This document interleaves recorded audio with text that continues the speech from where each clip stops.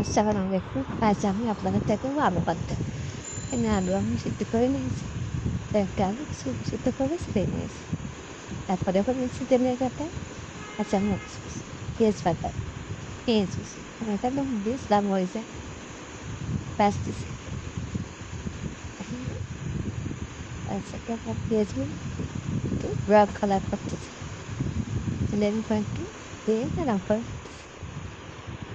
এখানে আমি আলুগুলো সুন্দর করে হাত দিয়ে মেখে রেখেছি। আর এখানে আছে মরিচ প্যাকেট মরিচ। পেঁয়াজগুলো একটু লাল আমি তেলের মধ্যে লবণ করে মিশিয়ে লবণ দিচ্ছি। এর উপর দেবো মরিচগুলো আর পেঁয়াজ লবণ একসাথে ভালো করে হাতে ফেঁকে তারপরে এর উপর আলুর সাথে পুরো মিক্স করে নেবো। মরিচ পেঁয়াজ লবণ একসাথে ভালো করে মিক্স করবো।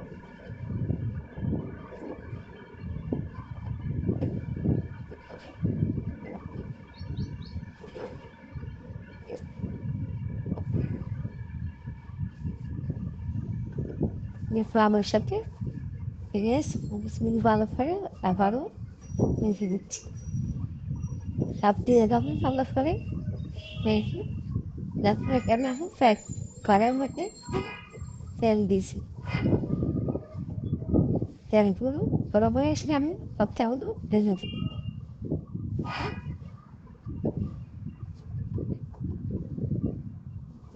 তারপর ভর্তাগুলো তেলের উপর ছেড়ে দেবো।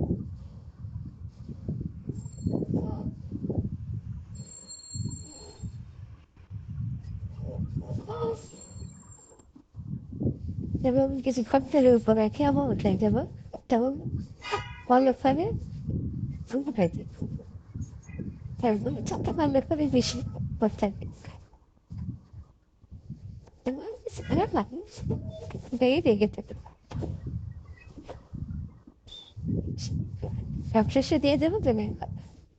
ধনিয়া পাতাগুলো ভালো করে ভর্তার সাথে মিক্স করে আবার একটু কিছুক্ষণ চালিয়ে রেখে রেখে দেবো। লাগে